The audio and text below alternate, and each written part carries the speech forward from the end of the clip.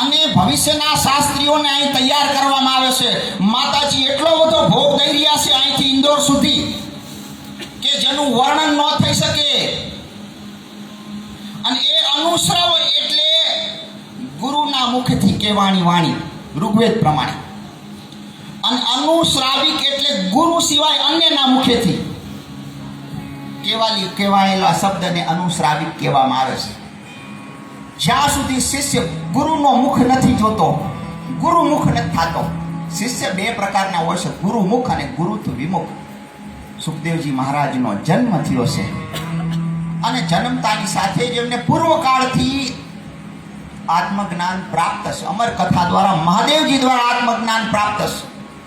રાધાજી દ્વારા જ્યારે સુખ હતો અને એ સુખ ઉઠતા ઉઠતા વૃંદાવનમાં આવ્યો અને કદંબના ઝાડ નીચે યુગલ સરકાર બિરાજિત હતા અને એ યુગલ સરકારના શ્રી ચરણોમાં દંડવત પ્રણામ કર્યા. સરકારે એમને ઓળખા નહીં, પણ કોને ઓળખા? વૃંદા અરણ્ય સ્વપાદ રમણમ, જો શ્લોકમાં છે સ્વપાદ. સ્વ એટલે આત્મશક્તિ, ભગવાનની આત્મશક્તિ. એટલે ભાગવતમાં પ્રારંભમાં જ કહ્યું છે કે ભગવાનની આત્મશક્તિ એટલે વિશ્વમોહિની. ભગવાનની આત્મશક્તિ એટલે આત્મમોહિની અને ભગવાનની આત્મશક્તિ એટલે સ્વમોહિની. ભગવાન પોતાની ત્રિગુણાત્મક માયા દ્વારા આત્મ તત્વને, સ્વતત્વને, વિશ્વ તત્વને ચલાવે છે. પણ એવી એકેય માયા નથી જે સ્વમોહિની એટલે ભગવાનને મોહી લે. અને ભગવાનને કઈ માયા મોહી શકે છે? એ છે રાધા. એ રાધા છે જેનામાં કૃષ્ણ મોહ્યા છે અને એટલા માટે એને સ્વમોહિની શક્તિ કીધી છે. અને એ શક્તિ પાસેથી કૃષ્ણ નામની દીક્ષા લીધી છે. રાધાજીએ સુખ નામના પોપટને પોતાના હસ્ત ઉપર બેસાડ્યો. પોતાના કરકમલ ઉપર મહારાણીજીએ, અમારી ઠકુરાણીજીએ કીધું, હે સુખ, રાધે રાધે મા વડે તો તું રાધે રાધે કેમ બોલે છે? કૃષ્ણ કૃષ્ણ વદ. મેં આ કથાનો પ્રારંભ એટલા માટે જ રાધા સ્મરણથી કર્યો, કારણ કે સુખ શું બોલે છે? એ રાધે રાધે બોલે છે. હે સુખ, રાધે રાધે મા વદ. તું રાધે રાધે એમ ન બોલ. શું બોલીશ? કૃષ્ણ કૃષ્ણ બોલ. કૃષ્ણ એટલે કાળું, કૃષ્ણ એટલે ઈશ્વર, કૃષ્ણ એટલે યોગેશ્વર. યોગેશ્વર એટલે આખા સંસારનો ઈશ્વર. પણ આ સંસારમાં તસ્ય આભા સર્વત્ર વિભાતિ, એનો પ્રકાશ વધે છે. અને કોઈ ગુરુમુખ શિષ્ય જ્યારે અનુશ્રવમાં પોતાના શબ્દ બોલે છે ને, ત્યારે ઈ આકાશના મંડપમાં, મીરાબાઈ કહે છે કે ગગન મંડપ મેં મીરાબાઈ બોલે, ઈ ગગન મંડપ ઉપર જઈને બોલી શકે છે. સરસ્વતીની તો વાત જ એવી છે સાહેબ કે સરસ્વતીમાં કોઈ સાંભળીને સાંભળતું નથી, કોઈ બોલીને બોલી શકતું નથી અને કોઈ બોલીને પાડી શકતું નથી. કહત કઠિન સમજત કઠિન સાધન કઠિન વિવેક. કેવું અઘરું છે. કેવા વાળાને કદાચ હું તમને કહું, તમને સમજાઈ જાય તો તમે સમજી જાઓ, તાલીઓ પણ પાડી દો, પણ એને જીવનમાં ઉતારવું એથી પણ વધારે અઘરું છે. સુખદેવજી મહારાજ એવા સંત છે જે અમલાત્મિકા છે. પોતે જે બોલે છે ને એનો શું કરે છે? અમલ કરે છે. અમલાત્મિકા સંત છે. અને એટલા માટે સુખદેવજી મહારાજ જન્મતાની સાથે ચાલ્યા છે. રાધાજી પાસે દીક્ષા લીધી, પણ દેહની દીક્ષા બાકી છે. આત્મતત્વ તો પ્રકાશિત જ છે. આપણે દીવો કરીને પૂજામાં તોય કંઈક શત્રુ બુદ્ધિ વિનાશ આયા. હવે શત્રુ બુદ્ધિ વિનાશ કરીને તારે શું કરવું છે? તું કયો મોટો એવો કે તારા શત્રુ હોય? અને આ તો સાહેબ હિન્દુસ્તાનની ભૂમિ છે, આ ભારતની ભૂમિ છે. આને સિકંદર પણ નથી લૂંટી શક્યો. એ નારાયણ સરોવર આગળ બધો એનો ખજાનો ડૂબી ગયો. કોટેશ્વર મહાદેવ આગળ લૂંટની ભૂમિ છે. આ સંસારમાં આપણે લૂંટવા નથી આવ્યા. શું કરવા આવ્યા છીએ? લૂંટાવા આવ્યા છીએ. આપણને કોણ લૂંટે છે એનું મહત્વ છે. આપણને કામ લૂંટે, આપણને ક્રોધ લૂંટે, આપણને માયા લૂંટે, આપણને અજ્ઞાન લૂંટે. પણ એ બધાના હાથે નો જો આપણે લૂંટાઈ નહીં, એ બધાના હાથે આપણે નો લૂંટાઈ તો પછી આપણે રામની નામની લૂંટ લૂંટાવે છે. અને એટલા માટે સુખદેવજી મહારાજ સૌથી ઊંચા આસને જઈને બેઠા. સંતો એવો તર્ક આપે છે કે સુખદેવજી મહારાજ ઊંચા આસને જઈને બેઠા. સૌથી પહેલા સુખદેવજી મહારાજને ઊંચા આસને બેસાય ખરું, કારણ કે સભામાં કોણ કોણ છે? એમના પિતા વ્યાસ નારાયણ, એમના 3 મોટા ગુરુભાઈ જેમના મેં નામ લીધા, એમના દાદા પરાશર, એમના પરદાદા શક્તિ અને એમના પરદાદા શક્તિના પિતા વશિષ્ઠજી મહારાજ. આ બધાય સભામાં શ્રોતા થઈને બેઠા છે. અને સુખદેવજી મહારાજ સૌથી ઉચ્ચ આસને જઈને બેઠા અને શબ્દ બોલ્યા છે વારિયાન. વારિયાન શબ્દ બોલ્યા. વારી, જો આ વાણી અને પાણી બે સરખી છે. વાણી અને પાણી આ વક્તાઓ માટે ચેતવણી છે સુખદેવજી મહારાજને. વારી, વારિયાન એટલે પહાડમાંથી ઉપરથી પડતું પાણી. એ શિલાઓનું કાળજું ચીરતું ચીરતું નીકળી જાય છે. આપણે જ્યારે વક્તાઓ માટે કહું છું હું ખાલી, કારણ કે આમાં વક્તાઓને ખાસ મારે સૂચના દેવાની છે. માતાજીનો ઉદ્દેશ એ જ છે કે આપણે જ્યાં ગળા કાપ સ્પર્ધામાં હાલ્યા છે એની કોઈ જરૂર નથી. તમે તમારા આત્મતત્વનો પ્રકાશ કરો, દીવો પ્રગટાવો ને તો આત્મતત્વ પ્રકાશાય દીપ જ્યોતિ નમસ્તુતે. હવેથી એમ મંત્ર બોલવાનો આપણે, કારણ કે શત્રુ બુદ્ધિ આપણો કોણ શત્રુ છે? જે નારાયણ સ્વરૂપ થઈ અને વ્યાસ નારાયણના ખોળામાં બેસી ગયો, જેના આવાહનથી 33 કોટી દેવતાઓ આવી જાય છે, એનો કોણ શત્રુ છે? અને જગ મેં વેરી કોઈ નહીં જો મને શીતલ હોય. તમારો કોઈ વેરી નથી. સુખદેવજી મહારાજનો કોઈ વેરી નથી. છોકરાઓ પાણા મારે છે અજ્ઞાન અવસ્થામાં, કારણ કે દિગંબર અવસ્થા છે. 10 દિશાઓનું વસ્ત્ર પહેર્યું છે. કયું વસ્ત્ર પહેર્યું છે?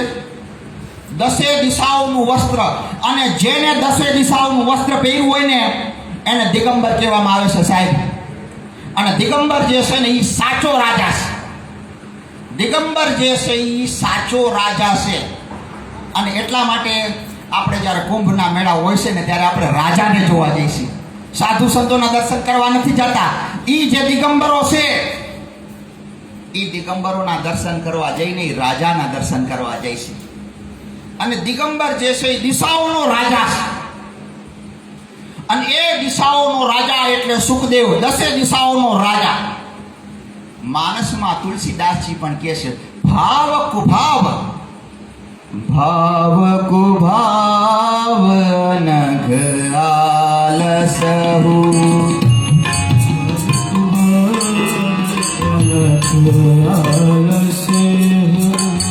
નામ જપત મંગલ દિશિદસહુ, નામ જપત મંગલ દિશિદસહુ, જપઈ નામ जिन आरत भारी, जपई नाम जिन आरत भारी, जपई नाम जिन आरत भारी, जपई नाम जिन आरत भारी, मिटहि कुसंकट होई सुखारी, मिटहि कुसंकट होई सुखारी, नाम लेत भव सिंधु सुखाई, नाम लेत भव सिंधु सुखाई, करहु विचार सुजन मन माही, करहु विचार सुजन मन माही, કરવાથી એ થાય, હજારો વર્ષ તપ કરવાથી એ થાય, પણ એ ધર્મનું અત્યારે સુગમ સ્વરૂપ આપણને લભ્ય નથી. એ ધર્મનું સુગમ સ્વરૂપ આપણને લભ્ય નથી. શુક્લ યજુર્વેદ ધર્મની વ્યાખ્યા કરે છે અને વેદાંતમાં ધર્મની વ્યાખ્યા જે છે ને સાહેબ, એ ધર્મશાસ્ત્રમાં નથી કરવામાં આવી. વેદાંતમાં ધર્મની વ્યાખ્યા જે કરવામાં આવી છે કે ધર્મ એટલે જે પાડે એનું તો કલ્યાણ થાય, એનું તો ઉત્થાન થાય, પણ જે એના સંપર્કમાં આવે ને એનું પણ કલ્યાણ થાય. અને સુખદેવજી મહારાજ એ જ વસ્તુ ઉપર ભાર મૂકે છે કે તમારી ભક્તિ ત્યારે જ સાચી છે. સુખદેવજી કહે છે કે જ્યારે તમારા સંપર્કમાં આવે એને પણ ભગવાનની ભક્તિ ચડી જાય. આપણે કેટલાય પાટેથી ઉતારતા હતા, અમારી દેશી ભાષામાં કહી તો સાચા પાટે હેલા જતા હતા, એને આપણે શું કહ્યું? પાટેથી ઉતાર્યા, અરે પાટે ચડાવો. માટે હે સજ્જનો, મનમાં વિચાર કરો. કૃતમ યદમ ધાયેત વિષ્ણુ ત્રેતાયજતે મખા દ્વાપરે પરિચર્ચયા કલોદ કેવલ કીર્તનાતમ. કળિયુગમાં સુખદેવજી મહારાજ કહે છે, સતયુગમાં યજ્ઞથી, સતયુગમાં તપથી, ત્રેતામાં યજ્ઞથી, દ્વાપરમાં હરિકથાથી. તુલસીદાસજી પાસે અમારા એક વધારે લખે છે કે તુલસી પિછલે પાપ સે હરિચર્ચા ન સોહાય. ઘણા એને સત્સંગ શું કરે છે? કઈડે છે. ખરાબ ન લગાડતા મારી માયું, માફ કરજો મને. એવું નહીં કરવાનું. અરે સુખદેવજી મહારાજે તો તમને બહુ સરસ રસ્તો આપ્યો છે. સુખદેવજી મહારાજ ગોપિકા ગીતમાં કહે છે, ગોપી ભગવાનને ચોથા શ્લોકમાં કહે છે, ભગવાન તમારી માતા જશોદાઓનો તમારા ઉપર અધિકાર નથી. દીકરા ઉપર કોનો અધિકાર હોય? માનો હોય. દીકરા ઉપર કોનો? તમારા દીકરાને કોઈ શેરીમાં રમતો હોય, બે ફટાકા મારે, તમે બાજો કોનો બાજો? દીકરા ઉપર માનો પેલો અધિકાર છે, શાસ્ત્ર એમ કહે છે. પણ ગોપી જશોદાજીને એમ કહે છે કે તમારા કનૈયા ઉપર તમારો અધિકાર છે ને એટલો ને એટલો કોનો અધિકાર છે? અમારો છે. શું કામ? એનું તર્ક પણ આપે છે. શું કામ? તો અમે ભગવાનને હૃદયમાં રાખ્યા છે. ક્યાં રાખ્યા છે? ભગવાનને ક્યાં રાખવાના છે? અને સુખદેવજી મહારાજ જે છે ને ભગવાનને હૃદયમાં રાખે છે. અને એટલા માટે જેના હૃદયમાં રામ બિરાજિત છે એને આત્મા રામ કહેવામાં આવે છે. આત્મા રામ નિર્પંથા.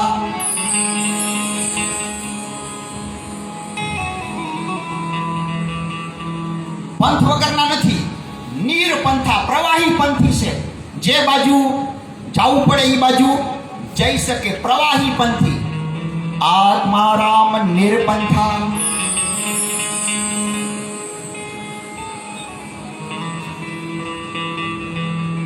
કુર્વંતુ અહેતુ ભક્તિ. ભગવાનને કેમ ભજે છે? કારણ વગર. મારે તમને બધાને ભગવાનને ભજવા છે, પણ આપણને કોકને કંઈક ને કંઈક જલાવી દીધું છે.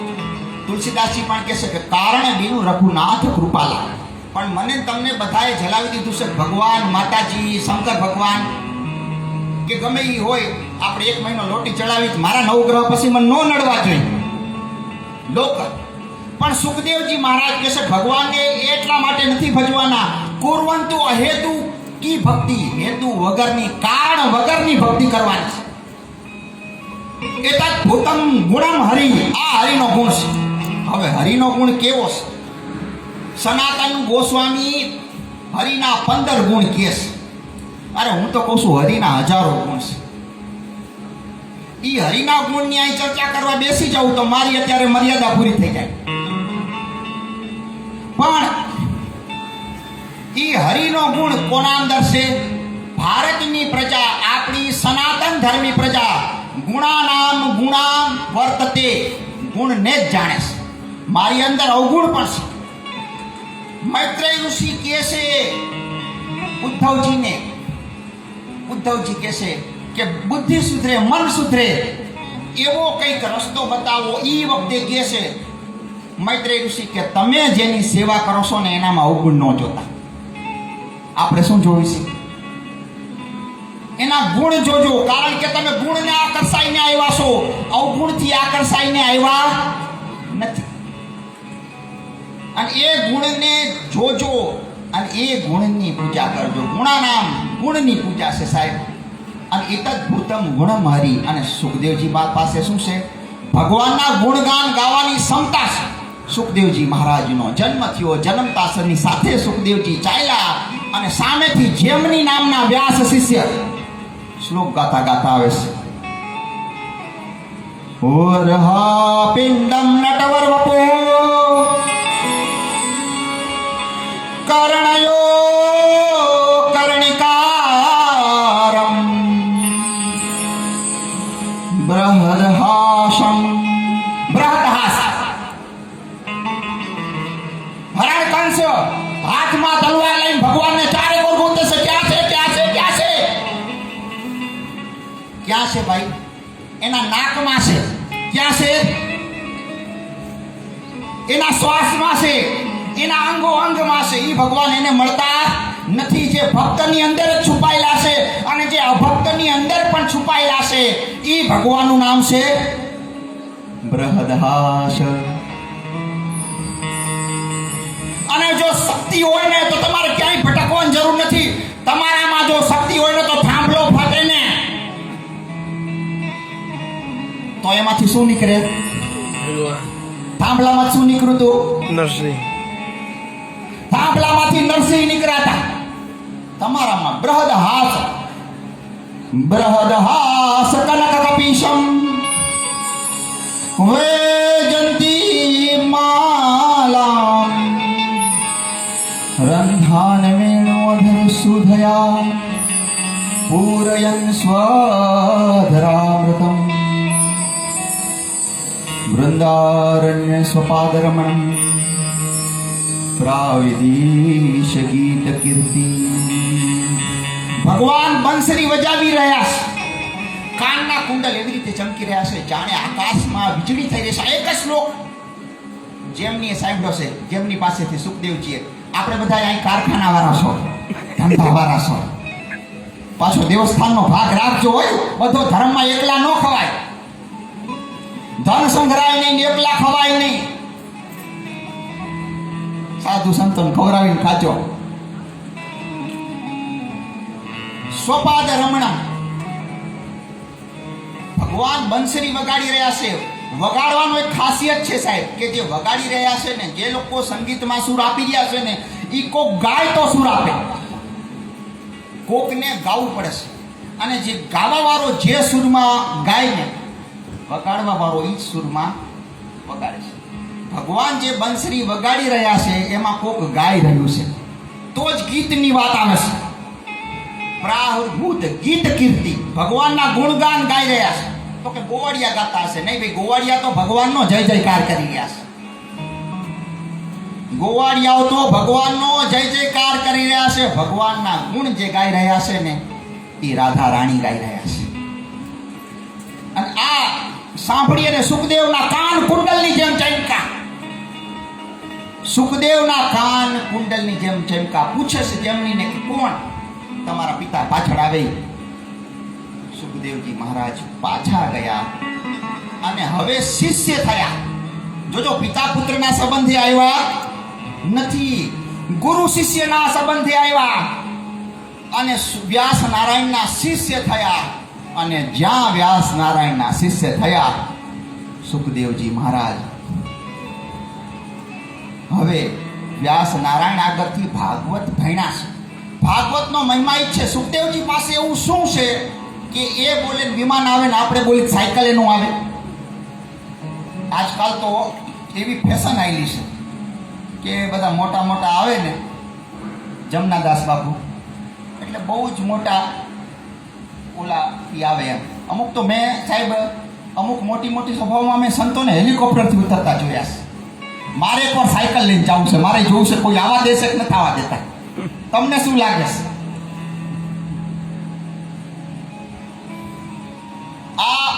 સુખદેવજી મહારાજ છે જે એક હંમેશા કોન્ટ્રાડિક્ટરી વાત કરે છે. એમને ત્યાગની વાત નથી કરી, અનાસક્તિની વાત કરી છે. શેની વાત કરી છે? અનાસક્તિની. ત્યાગ કરવા માટે પહેલા તમારી પાસે હોવું જોઈએ. તમે એમ ન કહી શકો કે મેં આ ઝાલાવાડનું રાજપદ ત્યાગી દીધું, એના માટે તમે પહેલા રાજા હોવા જોઈએ.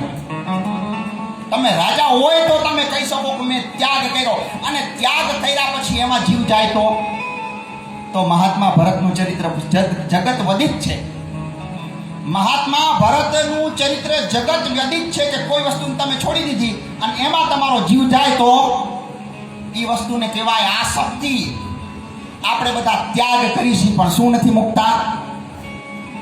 આસક્તિ નથી મૂકતા. ત્યાગ કરીશી પણ આસક્તિ નથી મૂકતા.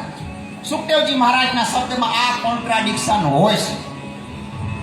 એ ત્યાગ અને આસક્તિને અલગ પાડે છે અને એના હૃદયમાં એક ભાવ ઉત્પન્ન થયો છે. અને જે ભાવ ઉત્પન્ન થયો છે ને એ ભાવ માટે પણ કહે છે. અને એ ભાવ જે ઉત્પન્ન થયો છે એના માટે થઈને વિમાન આવ્યું છે. હરે ગુણ સ્વાપ્નોતી ભગવાન વાદરાયણી પઠેદ મદાખ્યાનમ નિત્યમ વિષ્ણુ જનપ્રિય. ભગવાનનું આખ્યાન, ભગવાનની કથા. જો બે વસ્તુ છે અહીં. ભાગવતકાર સ્કંદ પુરાણમાં સુત પુરાણી કહે છે કે શ્રીમદ ભાગવત વાર્તા ગૃહે ગૃહે. પણ એ શેની વાત છે? વાર્તાની વાત છે. તમને જે ભાગવત ખબર છે ને એ વાર્તા છે. પણ જ્યારે તમને ભાગવત શાસ્ત્રની ખબર હોય ને ત્યારે સુખ શાસ્ત્ર સમકથા ના ભૂતો ના ભવિષ્યતી. અને એમાં ભાગવત શબ્દ નથી વાપરો, સુખ શબ્દ વાપરો. સુખ શાસ્ત્ર સમ. એસ શ્લોક અર્ધ શ્લોક પાદમ જીવ વાપનોતી પરામ ગતિ. એનો શ્લોક, અડધો શ્લોક અથવા તો એનો ચોથો ભાગ પણ જો જીવના અંદર ઉતરી જાય ને તો જીવને પરમ ગતિની પ્રાપ્તિ થઈ જાય છે. અને 7 દિવસમાં તમે ઈ કરી શકો છો જે તમે 7 જન્મમાં નથી કરી શકતા. શ્રીમદ ભાગવતના 7 દિવસમાં તમે ઈ કરી શકો છો જે તમે 7 જન્મમાં નથી કરી શકતા. અને એટલા માટે જ સુખદેવજી મહારાજને યોગીન્દ્ર કીધા છે. કારણ કે ઇન્દ્ર એટલે ત્રણેય લોકનો રાજા. ઇન્દ્ર એટલે ત્રણેય લોકનો રાજા. પૃથ્વીલોક, સ્વર્ગલોક અને પાતાળલોક. અને યોગીન્દ્ર એટલે ત્રણેય યોગનો ઇન્દ્ર. ભક્તિ યોગ, જ્ઞાન યોગ અને સાંખ્ય યોગ. આ ત્રણેય યોગનો ઇન્દ્ર, જેના શબ્દ કીર્તનથી સુખદેવજી તૈયાર છે. નવધા ભક્તિમાં સુખદેવની ભક્તિ કીર્તન છે. અને કીર્તન શબ્દનો અર્થ થાય છે હમણાં આવશે. કીર્તન શબ્દનો અર્થ થાય છે હમણાં આવશે. કોણ આવશે? આપણે બધા ભજનમાં ગઈ ગરુડે ચડીને ગોવિંદ. અને એટલા માટે સુખદેવજી કોન્ફિડન્સ છે કે પરીક્ષિત રાજા તમે જરાય ચિંતા ન કરો. 2 ઘડીમાં ખટવાંગ રાજાનો મોક્ષ થયો તો 7 દિવસ તો ઘણા જાજા છે. અને એટલા માટે એવા સુખદેવજી મહારાજની કથા, એનું ચરિત્ર આ સંસારની કોઈ પણ જીવ ન કહી શકે. મને અહીં અવસર મળ્યો આ બધા મહાપુરુષોની વચ્ચે, અને મને સમય મળ્યો અને આપની સાથે સત્સંગ કરવાનો અવસર મળ્યો. આપ સૌના હૃદયમાં બેઠેલા સિયારામચંદ્રજી મહારાજના શ્રી ચરણમાં દંડવત પ્રણામ કરું છું. અને વિશેષ તો પૂજ્ય માતાજી મહામંડલેશ્વર 1008 માં કનકેશ્વરી માતાજી, એમની સાથે અમારા જમનાદાસ બાપુ, અનિલભાઈ પંડ્યા, ગૌતમભાઈ, ધનંજયભાઈ, સભામાં બિરાજેલા સૌ સંતો મહંતો, મારા સંગીતના મિત્રો જેને મને ખૂબ સરસ સાથ આપ્યો. આ સાઉન્ડ અને મંડપ અને આ કથા મંડપમાં બિરાજિત આપ સૌના હૃદયમાં રહેલા ભગવાન સીતારામચંદ્રજીને હું વંદન કરું છું. સર્વેથી સુખિનઃ સંતુ, સર્વે સંતુ નિરામયા. સર્વે ભદ્રાણી પશ્યંતુ મા કશ્ચિત દુઃખભાગ ભવે. ભગવાનનું સૌનું કલ્યાણ કરે. અને સુખદેવજી મહારાજ જે એમને જે આ ભાગવત આપણને બધાને આપી છે એ ભાગવતને તમારે ઘરે ઘરે પહોંચાડવાની છે, દરેક ઘરમાં.